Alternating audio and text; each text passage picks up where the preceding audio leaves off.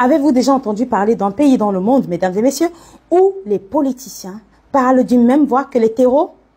Du jamais vu, ça se passe au Mali. Nous sommes le 4 mai 2025. Bienvenue dans ma chronique de ce jour. Mesdames et messieurs, depuis la prise de pouvoir de notre digne fils Assimi Goïta, c'est de plus en plus de politiciens maliens sont en train de montrer leur vrai visage. Le Mali, depuis 2011, mesdames et messieurs, est gangréné par le terreau. Nous n'avons jamais entendu parler d'une marche pour la dignité, pour la souveraineté, pour la République du Mali de la part des politiciens. Chose incroyable, encore plus incroyable, c'est que les politiciens maliens demandent aux Maliens de sortir parce qu'on a décidé de dissoudre des partis politiques qui n'ont absolument jamais apporté ni développement ni souveraineté au Mali. Ils ont tous brillé par leur médiocrité au pied du mur, c'est-à-dire lorsqu'ils avaient le pouvoir. Le Mali était affaibli, gangréné par le terreau. Ces mêmes politiciens sont allés signer l'accord d'Alger. L'accord d'Alger qui allait sonner la partition du Mali. C'est-à-dire que des hommes et des femmes intelligents n'ont pas vu la subtilité de l'Algérie,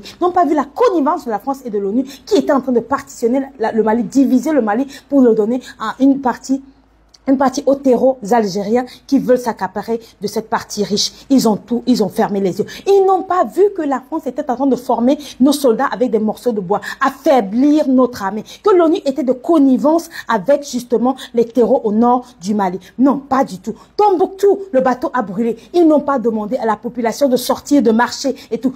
L'attaque de l'aéroport de Sévaré, absolument pas. La prise de Kidal, ils se sont fondus d'un petit communiqué histoire de dire, oh mince, non, lui il a fait, pourquoi on n'a pas la jalousie pouvait les tuer. Ils n'ont absolument pas demandé de sortir. Toutes les attaques, tous les jours, l'attaque de Bamako, ils n'ont pas demandé au peuple malien de sortir pour leur dignité, marcher pour la dignité, mais pour sauver leur idéologie mortifère qu'on appelle la démo, qui n'a absolument rien à voir avec le pouvoir du peuple, parce que vous regardez même dans le pays de Cocorico, là, c'est le parti de gauche qui gagne les élections législatives et c'est le parti de droite ou du centre qui est au pouvoir. C'est une idéologie qui permet à une minorité de tirer la majorité par le bout du nez. Et c'est ce qui se passe chez nous. Donc, ils ont placé cette idéologie au-dessus de nos vies, au-dessus de notre République, au-dessus de la terre de nos ancêtres. On leur a donc dit, le Mali n'attendait pas du tout la démocratie. En 1222, quand elle a commencé à réfléchir sur la charte des droits de l'homme, elle n'a pas attendu la démocratie pour faire former un empire sous Sundiata Keïta en 1236.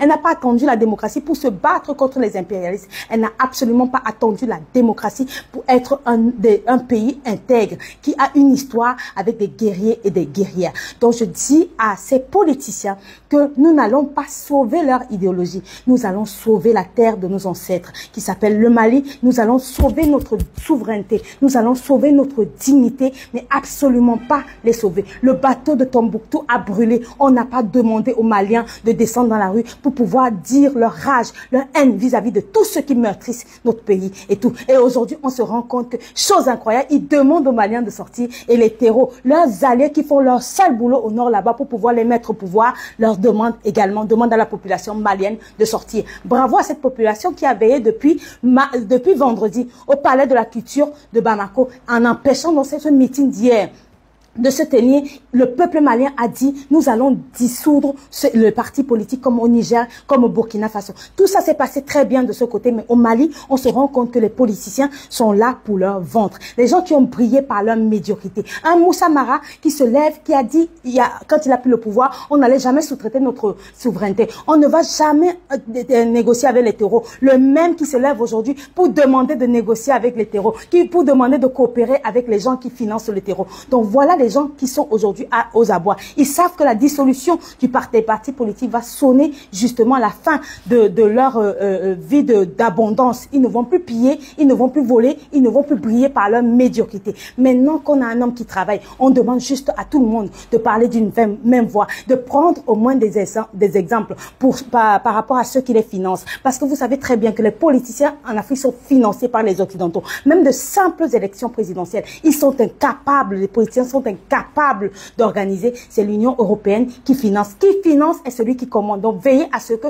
des pantins viennent au pouvoir pour pouvoir continuer à nous asservir et nous empêcher d'aller vers le développement. C'est la première fois de ma vie que je vois des hommes et des femmes en Afrique qui travaillent et qui ont encore Et il y a encore des hommes et des femmes qui combattent ceux qui sont aujourd'hui en train de nous donner une dignité et en train de mener nos pays vers la souveraineté et vers le développement. Assimi Goïta, c'est l'homme qui a formé, qui a rendu l'armée malienne comme l'une des premières, en tout cas la première pour moi, à mes yeux, la première armée africaine aujourd'hui. Assimi Goïta, c'est des projets. Assimi Goïta, c'est absolument, c'est-à-dire que c'est le développement du Mali et c'est pour ça qu'aujourd'hui, il est autant combattu parce que les politiciens maliens, en ayant Assimi Goïta au pouvoir, permettra aux Maliens, en tout cas nous, au peuple africain, de voir qu'en fait, ils étaient capables de faire, ils n'avaient juste pas la volonté, ils n'étaient pas là pour le peuple et tout. Donc aujourd'hui, cet appel de sortir, je demande au peuple malien de ne surtout pas sortir. On ne sortira pas pour les politiciens qui ne sont jamais sortis pour nous, qui ne se sont jamais saignés pour nous, qui n'ont jamais absolument rien apporté au peuple malien, qui n'a pas porté secours au peuple malien. Pendant qu'on formait nos militaires avec des morceaux de bois, personne n'a rien dit. Pendant que nos militaires fuyaient les camps, personne n'a rien dit. Pendant qu'on les a déjà dans les camps, personne n'a rien dit. Aujourd'hui, ils demandent à sortir. Ils demandent à sortir pour sauver leur peau. Parce que effectivement, quand ils demandent, les politiciens en Afrique demandent au peuple de sortir, c'est parce qu'ils veulent arriver au pouvoir. Ils veulent chasser quelqu'un au pouvoir pour pouvoir justement prendre sa place. Mais jamais ils ne vous demanderont de sortir pour vous opposer à ceux qui les financent. Jamais ils ne vous demanderont de sortir pour vous opposer aux terreaux qui sont aujourd'hui leurs alliés. Donc aujourd'hui, le peuple malien a dit hier très clairement, niet. Et puis chose incroyable, ils disent qu'ils vivent, ils ont scandé, à part la dictature, donc Assimi Goïta, selon eux, serait un dictateur. Ok, d'accord, mais comment est-ce que vous pouvez être un dictateur? Un dictateur, vous avez la police pour vous sécuriser. Parce que le peuple malien était sorti pour en découdre avec vous. Mais c'est Assimi Goïta encore, ce dictateur, qui a envoyé la police, un cordon de sécurité pour sécuriser votre corps, parce que pour pas que votre intégrité physique soit tata. C'est encore ce dictateur. Si vous jetez un petit œuf chez votre allié à Ouattara de l'autre côté, vous verrez très bien que là-bas, ce n'est pas du tout la même chose. Un politicien, en tout cas, même pas un politicien, un enseignant a écopé de 2 ans de prison. Pourquoi? Pour la simple raison qu'il a juste diffuser une information sur la date de la grève. 2 ans de prison. Les hommes encagoulés viennent vous chercher la nuit, tard dans la nuit, pour vous emmener dans des destinations inconnues. Jamais personne ne dit rien. On n'a pas le droit de marcher en Côte d'Ivoire. Là-bas, c'est un démocrate qui est au pouvoir. Là, chez nous, vous marchez, vous faites ce que vous voulez, le désordre, vous appelez même à Dja, vous appelez même à détruire le pays. Il n'y a pas de souci. Moussa, comment il s'appelle? Ouma Mariko a demandé à l'OTAN de venir attaquer le Mali parce qu'effectivement, il n'avait pas de poste. Il n'y a pas de souci. Vous dites que vous vivez en dictature alors que vous avez tout à fait le droit. Et on vous demande juste de respecter la volonté du peuple, parce que la démocratie n'est pas au-dessus de la souveraineté du peuple, n'est pas au-dessus de la dignité du peuple, n'est pas au-dessus de notre vie. C'est une idéologie en plus de ça importée et qui a déjà fait, en tout cas fait son temps, et qui ne nous a absolument rien apporté. Nous sommes aujourd'hui à l'heure du bilan. La démocratie est une idéologie qui est là pour tirer la majorité du peuple par le bout du nez pour l'amener très clairement vers le chaos. Donc à partir du moment où les élections seront financées par les autres, à partir du moment où les partis politiques seront financés par les autres et que les politiciens là seront là juste pour leur ventre, on ne va absolument plus jamais continuer avec une idéologie comme ça. Nous sommes en révolution progressiste, populaire, et vive cette révolution. Donc vive Assimi Goïta, vive le peuple malien, vive le peuple nigérien, vive le peuple burkinabé.